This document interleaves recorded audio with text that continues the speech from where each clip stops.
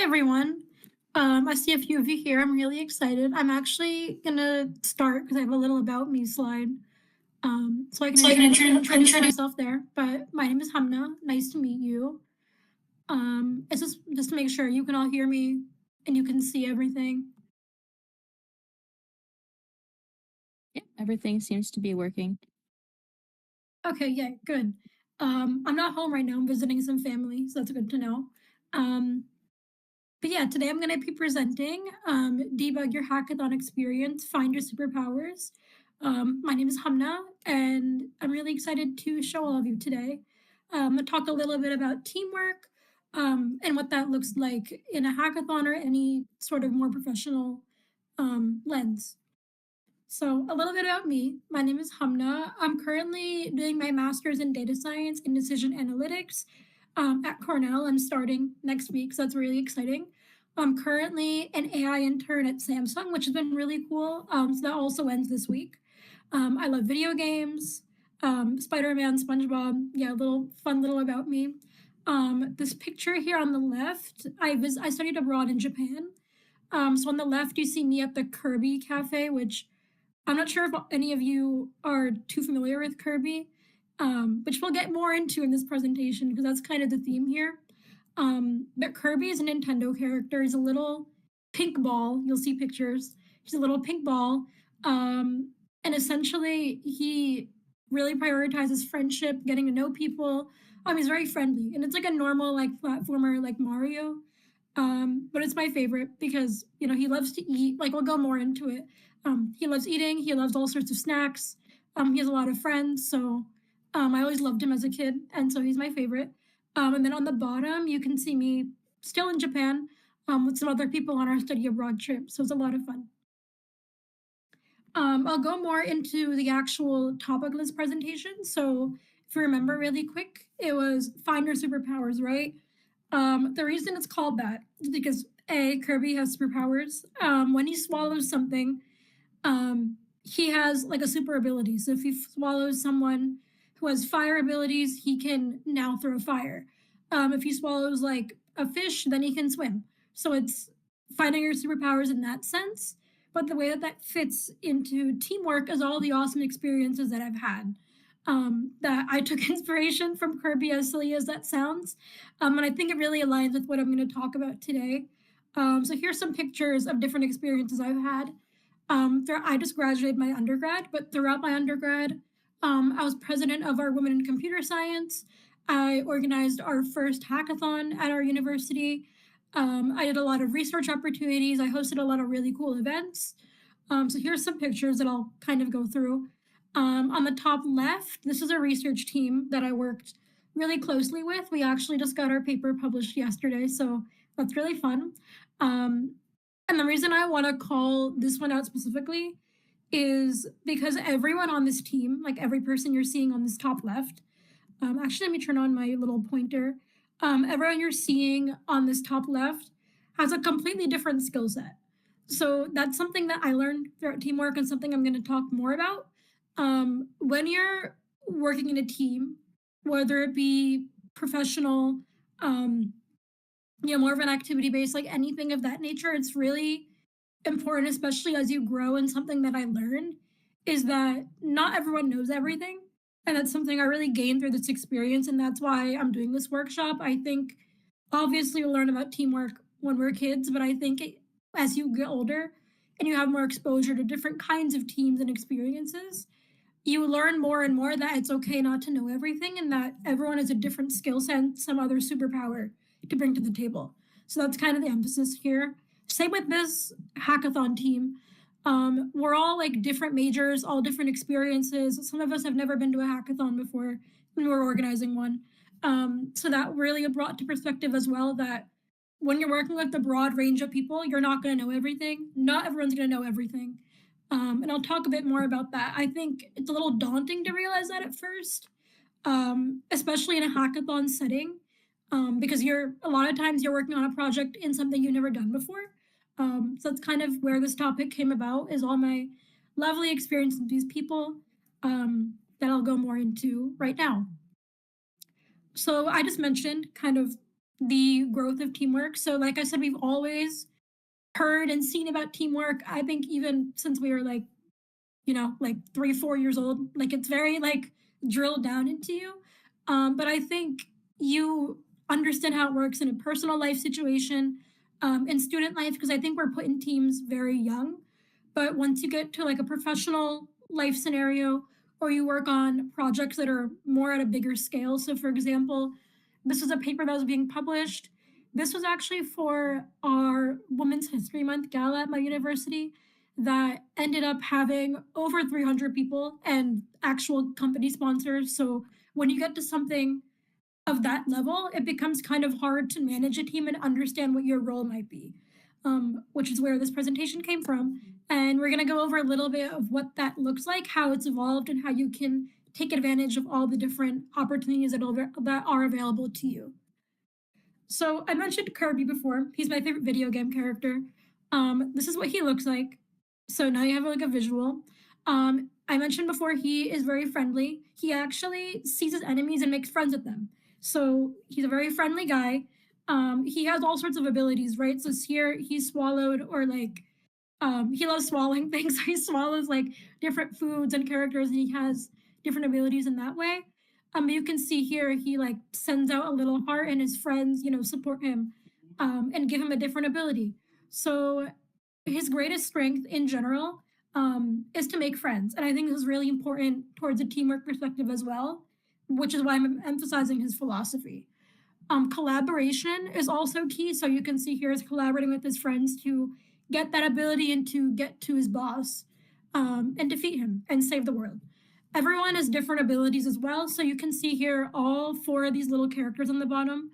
I know it's kind of small, but they all have different abilities and different things they can do. So when you have a team or any sort of team, it's important that you know that everyone has different abilities and that, like I said, you're not going to know everything. So if not everyone knows everything, which is a given, you might as well take advantage of each person's individual skill sets to get to your final conclusion. It reminds me when I was with my roommate, like my roommates, last year, we were all different, approaches. We had me, I'm a computer science major. One of my roommates was also computer science, and the other two are software engineering. So we all had, like different majors, different perspectives. You can computer science is very broad, so we all have different interests. But if you think about it, if we come together as one team, we collectively can do anything, because we have all different skill sets and all different experiences that, when combined, are so valuable.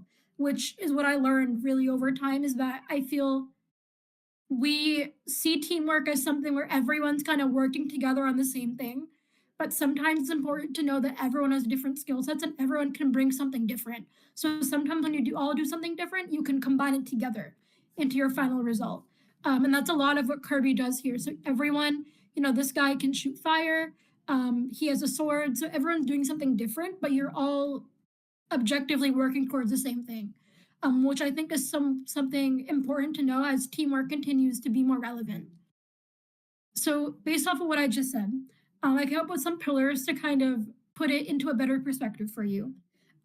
So the first thing is to find your own strengths, understanding what your actual skill sets might be and what you excel at.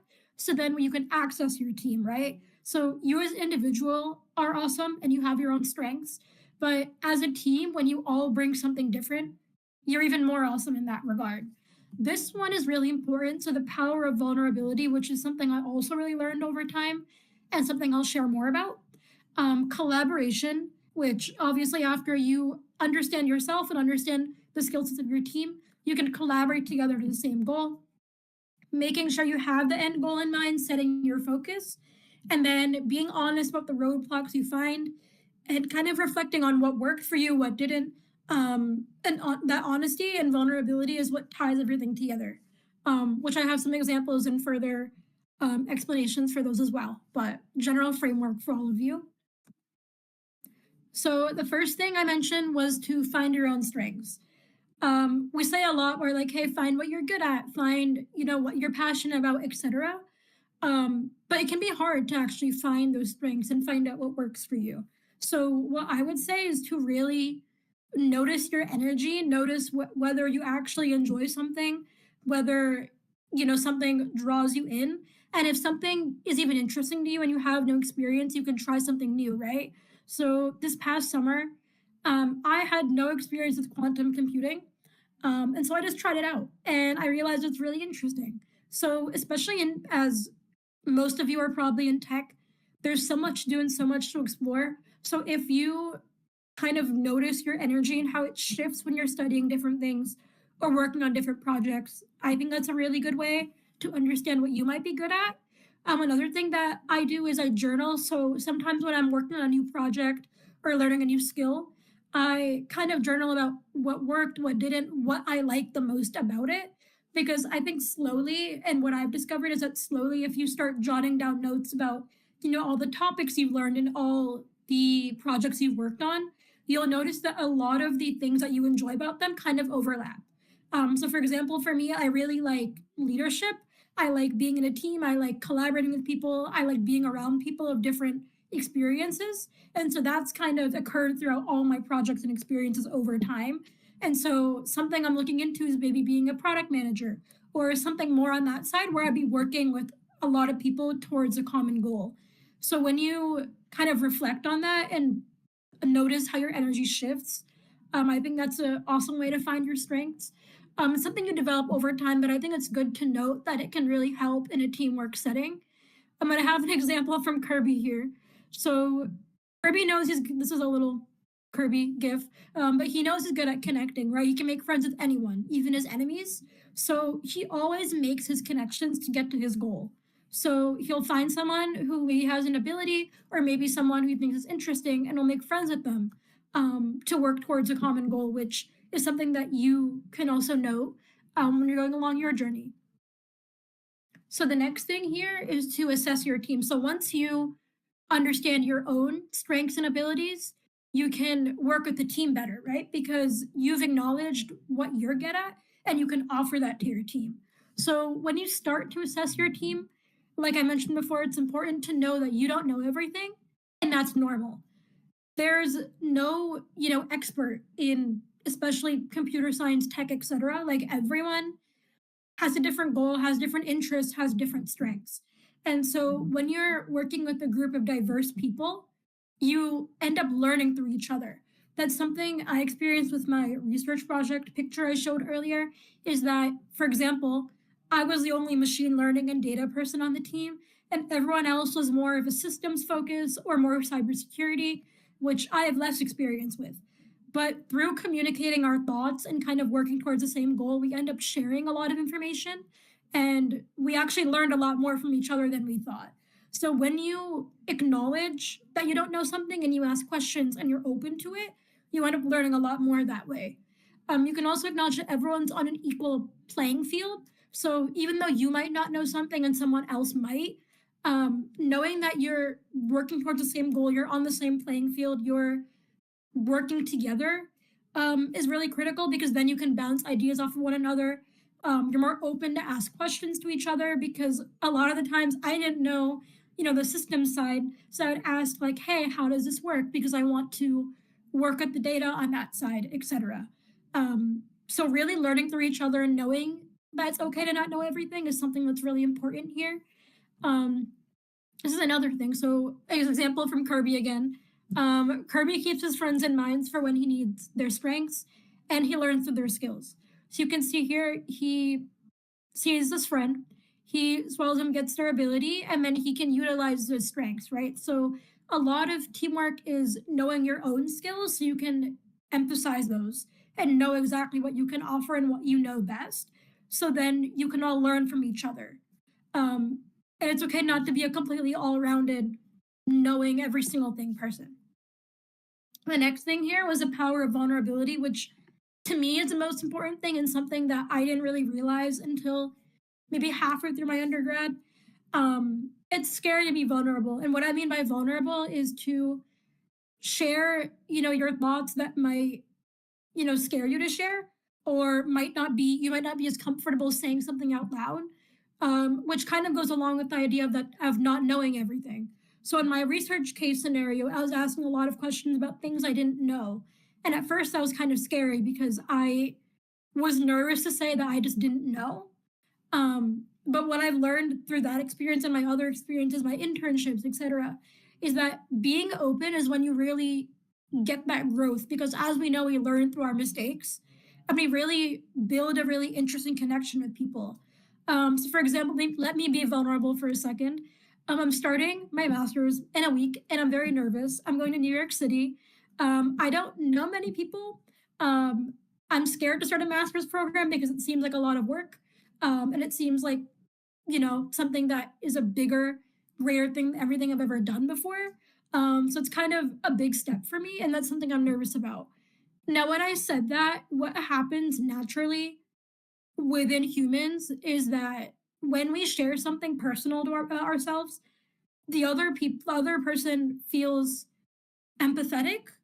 Um, and also, so you feel empathetic, right? But you also feel a sense of connection. You want to share something about yourself.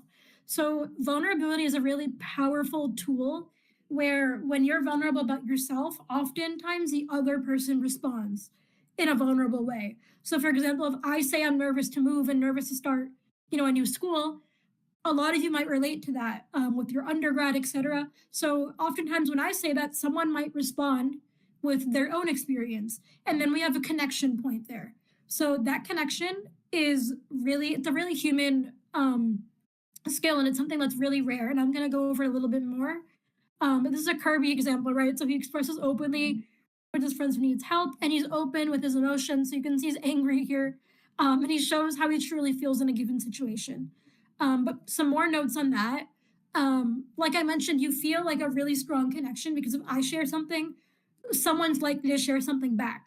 And I listen to a lot of psychology podcasts, and this is actually like a really interesting psychological effect where studies show that when one person shares in authentic detail, another person tends to match it. So, like, I'm nervous to move, someone else will say, "Oh, I've experienced that before. You can do this, this, and that, and you'll get through it."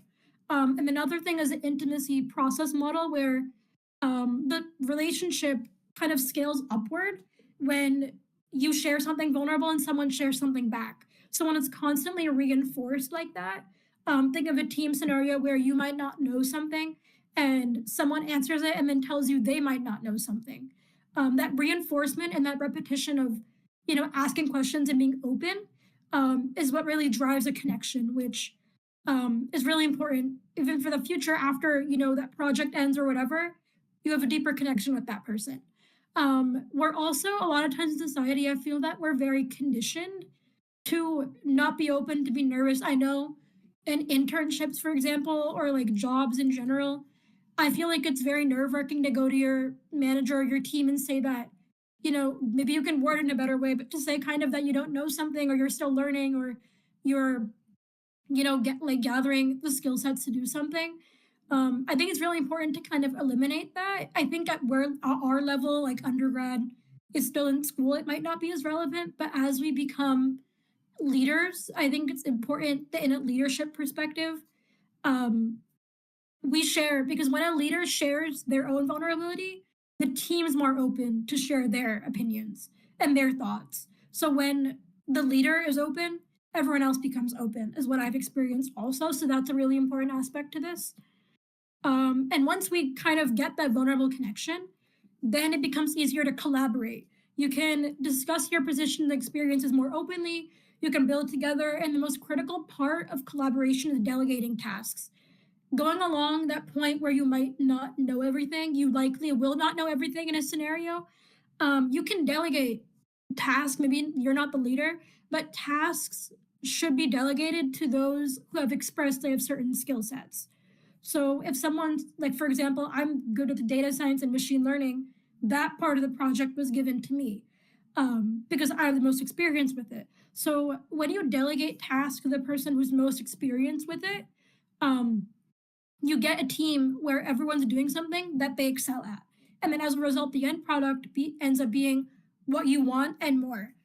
Something else I learned through this delegation tasks aspect is that sometimes you might want to give a task to someone who might not know how to do it. Um, where that might come into play is, for example, when I was president of Women in Computer Science at my university, when I elected people, sometimes I would elect someone who didn't have the best skills or didn't have the skill sets yet for that role, but I chose them so they could learn. So depending on what scenario you're in, if it's a more critical thing, you might not want to do that. But if some of you are student leaders, etc., I would encourage you to maybe keep that in mind, because I think universities and schools are a great opportunity to start learning and to kind of get the ball rolling and learn what your skill sets are. So if you encourage someone to take something on they might not know about, that could be really awesome too. And some of those people that I elected are now, in my position, like now they're president. Um, so that's kind of how that works. So someone took a chance on me, and then I took a chance on someone else. So this is another thing that Kirby does. When he forms a team, he understands the roles and strengths of his teammates. So you can see here, he's friends with all of them, and they all have different skills, and everyone plays a part. So same with collaboration that we've known since we were kids. Everyone has a part, and so when you know each other's skill sets and you're open about sharing what you're good at, what you're not, what you want to learn more about, hearing people out and knowing what part they want to play is really important too. So once you collaborate and you're understanding each other's skill sets and what the overall team looks like, you want to set your focus. So you want to keep your eye on the end goal, make sure your minds are on the same page, and then ask good questions from there. So you want to make sure everyone on the team has the same understanding of the end goal, so that when you're each doing your individual parts, you can make a decision or make decisions within your own role that benefit the end goal the most.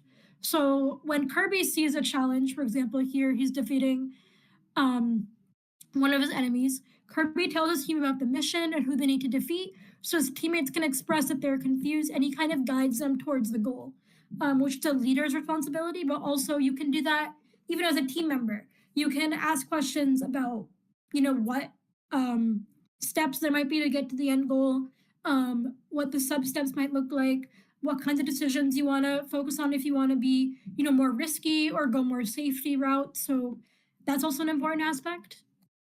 And then honesty, I mentioned before. Also, honesty and vulnerability are what bring that perspective. They really bring the connection between people because they're very empathetic, emphasizing in human emotions. So when you tie your human emotions into whatever you're doing and you're open and you're honest, it brings more perspective into the actual project, and everyone feels more safe to ask different questions. They feel more secure in like their own abilities, and you feel like you're actually part of a team. So with that, you might want to trust your instincts and ask questions about something that might not feel right to you, and knowing that your experiences matter as well as everyone else's. So Kirby's team members also know that he's determined and know who he's defeated before. So Kirby has an approach in mind, but he always communicates what his approach might be in the end. And a really critical point here that's not a part of the 6 pillars. So these 6 pillars, it's not a part of here. It's kind of an after thing. It's not really a critical part of actual teamwork, but it's more of an after the fact thing, is reflection. So in my opinion, I think the most underrated part of working in a team is reconvening to discuss your wins. So with that, you might, after your project ends or your team concludes, etc., asking how you could have done better, what you can improve on, how actually everyone actually felt working on the project is really important, so you can take that advice with you in the future. So as I've worked in many teams over time, I've really emphasized this reflection point where I've done ones with my executive board, I've done ones with my hackathon team, research team, etc. And over time, I've seen, different things come out of that, different ways that people felt, how different people thought we could have done better. And I've taken all that advice and skill sets, combine them together, and I take them on with me in the future. So in my mind, I have like a collection of advice, thoughts, things I could have done better, things that the team could have done better. So next time I'm starting a project, I have that in mind, so I can approach it with a different lens. So I mentioned Kirby a lot. What I'd like to say is that when you look at these different examples, you can see Kirby emphasizes a lot of these practices. But how can we actually channel his energy? I mean, he's a video game character. But these are all the things that are like special to him. So he embraces extreme positivity. He loves eating comfort foods. You can see he's eating cake, noodles, a watermelon. He loves resting, so he sleeps a lot. And he stays endlessly curious. And honestly, as silly as it sounds, this is what I try to follow. Um, I think it sounds silly because it's a video game, but honestly, it's a really good routine and good energetic, mantra to have in your mind where if you practice positivity, you practice being friends with people, you practice sleeping properly, being curious all the time and wanting to learn more, you're going to get the most out of all your experiences that you're a part of. Um, so I would emphasize that. And then if you have the chance to play a game, I would. It's on every Nintendo console. So it's always been my favorite since I was a kid. And with that, I'm just going to say thank you so much. Thank you for all your time. I hope this was helpful to all of you. I'll actually go back to the pillar slide. But I wish you all the best of luck in the future working different teams, and hope you bring these elements of teamwork with you. Um, let's be LinkedIn friends. That's my little LinkedIn QR code, especially if you're near New York City, because I mentioned that I'm moving there next week. I'm going to make sure this QR code works. I believe it does. Um, but I think we have a few minutes. Anyone have any major questions or anything in mind? Here, wait, I'll go back to the other slide that I think was helpful. Yeah, while we're waiting to see if any questions come in, thank you so much for that presentation. It was very cute and very well thought out. Absolutely love that. Thank you. I feel like it was kind of quick, but hopefully I got the point across. I think key points would be the vulnerability aspect. So being vulnerable and honest with your team, especially if you're the leader, because you kind of influence how everyone else reacts. Um, and then just being kind, being open to new people, and trying to make the most of your experiences. Because I think that's where you really, um, you can leverage that in future experiences and keep improving upon your skills and then helping others also.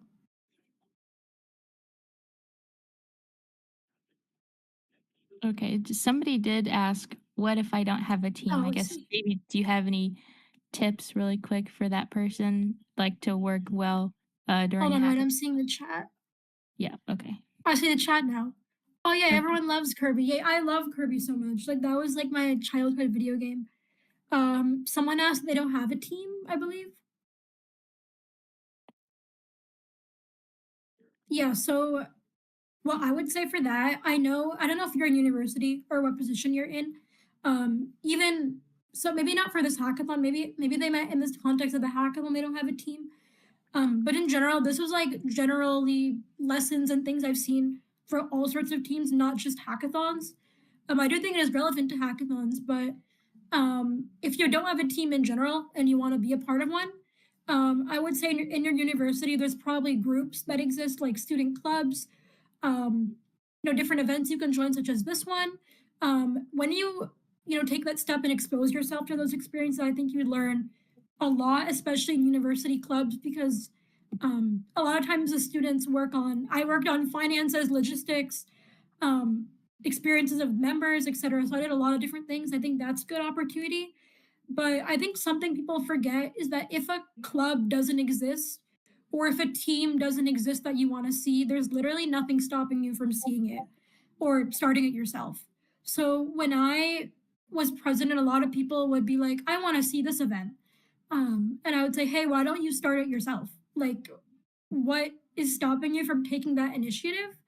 Um, so then you can like design a team and have the team that you want to have towards an event or a project you want to see. So I think that kind of almost like that autonomy is kind of forgotten sometimes in society. I feel like we're pushed to like constantly work and keep building on ourselves, but I think so much growth comes from being with people. So I think meeting new people, being in new environments, being in events like this is really awesome. Just exposing yourself to different things. And if you have more questions, like reach out to me on LinkedIn because I know a lot of different events and different things I've gone to that have given me these experiences. So I can definitely connect with you if you're interested. Hopefully that answered the question. Okay. Unfortunately, that's all the time we have left for your workshop, but thank you so much once again. And yeah, if you guys want to connect with her, her LinkedIn is in the chat. Thank you. Yay, bye bye everyone. Thank you so much for coming.